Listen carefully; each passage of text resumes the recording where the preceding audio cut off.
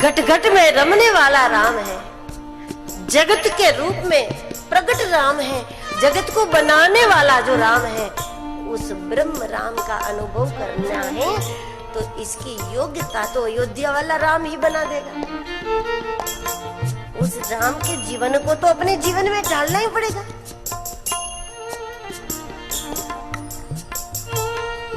लेकिन यहाँ रघुवर शब्द है कि मैं राम को केवल दशरथ जी का बेटा जान करके नहीं भजता। तुलसीदास जी कहते हैं कि मैं राम नाम को नमन करता हूँ, मात्र अयोध्या का राजकुमार समझ करके नहीं, मैं राम को भजता हूँ जीव मात्र का पति जानकर, प्राणी मात्र का आधार जान करके। हे तु कृषानु भानु हिम कर को, जिसमें जिस नाम में कृषानु यानी अग्नि है, भानु यानी सूर्य है, हिमकर यानी चंद्र है, नाम जप करने वाले ये तीनों का अनुभव कर सकते हैं। अग्नि, सूर्य और चंद्र कैसे करोगे? जब नाम जप गुरु कृपा से नाम निष्ठा प्राप्त करके जब नाम जप करोगे तो इससे पाप वृत्ति जलेगी। पाप जले ये पर्याप्त नहीं है, पाप वृत्ति जलनी चाहिए, पाप बुद्धि जलनी चाहिए। क्योंकि जब पाप बुद्धि है तो पाप बुद्धि तो पाप कराती ही रहती है। चाहे रोज रोज गंगा में डुबकी लगा लो तब भी पाप करते रहोगे। जब तक पाप बुद्धि है तब तक वही पाप किसी न किसी बहाने से, किसी न किसी तरीके से करने की वृत्ति हो जाती। पाप वृत्ति समाप्त हो, पाप वृत्ति भस्म हो, इसके लिए औषधि की तरह नाम जप का कोर्स करो।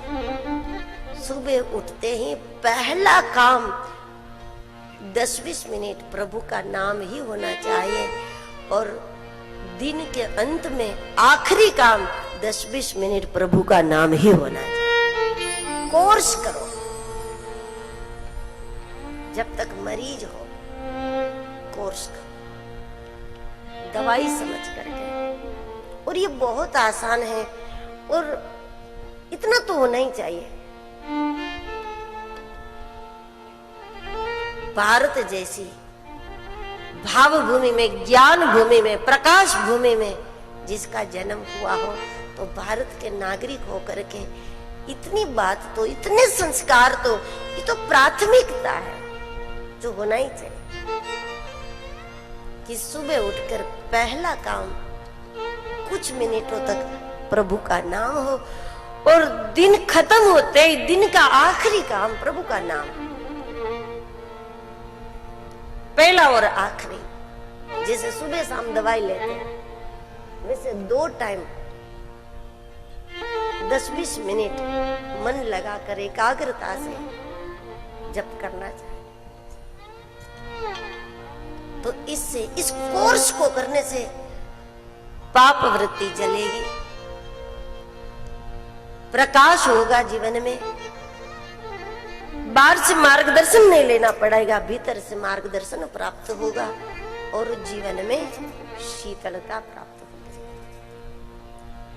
जीवन में कई प्रकार के ताप होते हैं, सबके अपने अपने कुछ न कुछ ताप है, उन तापों से हमें छुटकारा प्राप्त होगा। इस प्रकार मानस के एक एक चौपायों की अद्भुत चर्चा है। बालकांड के मंगलाचरण का संक्षिप्त में दर्शन कर लेते हैं।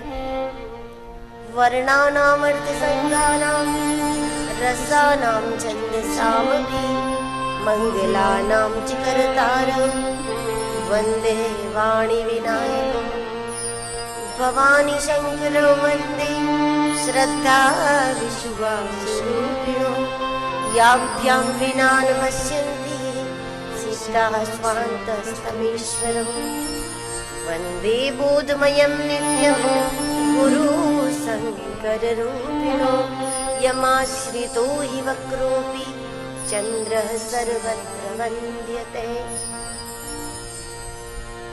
सीताराम गुणग्राम पुण्यारण्य विहारिणो वंदे विशुद्ध विज्ञानो कवीश्वरो कवीश्वरो।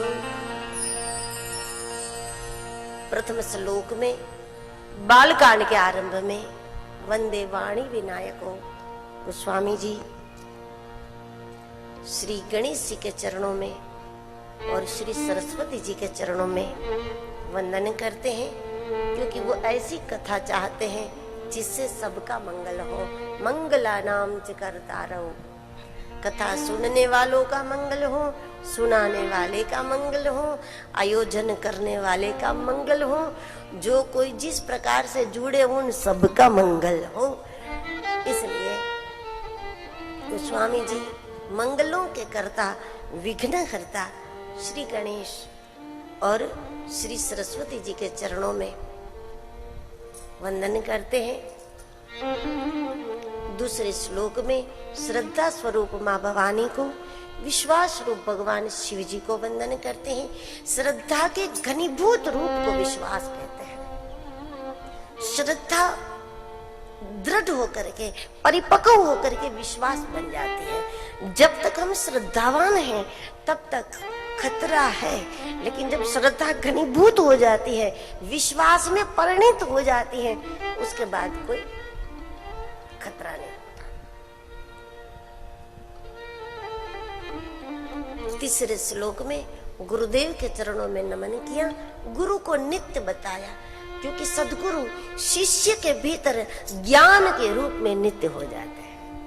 शरीर भले ही छोड़ दे, लेकिन शिष्य के भीतर जो ज्ञान है वो गुरु का महाप्रसाद होता है और उस रूप में वो नित्य होते हैं।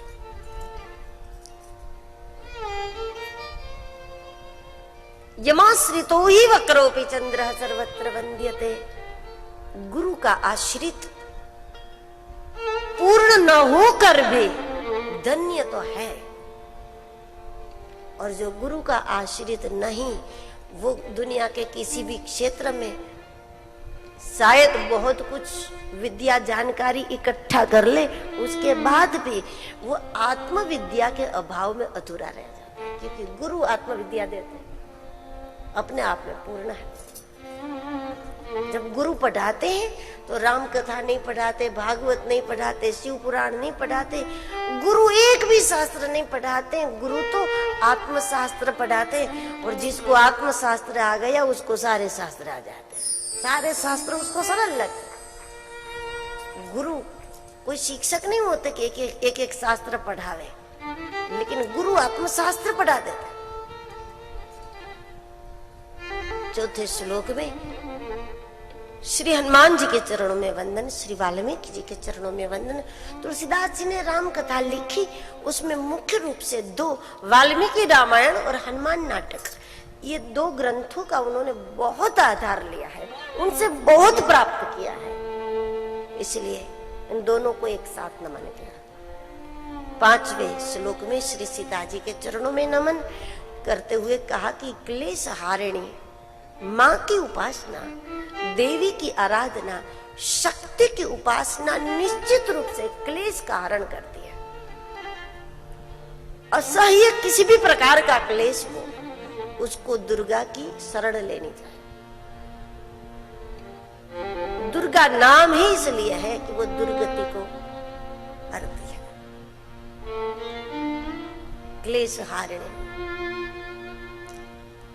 क्लेश की समाप्ति जगदम्बा की कृपा से होती है।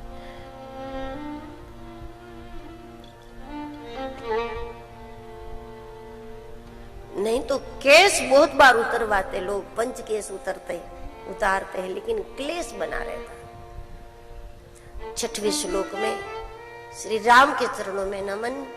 सातवें श्लोक में राम कथा उन्हें कैसे प्राप्त हुई, नाना पुराण निगमागम सम्मतम यत्, शास्त्रों का अध्ययन किया, उस पर गुरु कृपा हुई, तब वो विद्या प्रकाशक बन जाती है।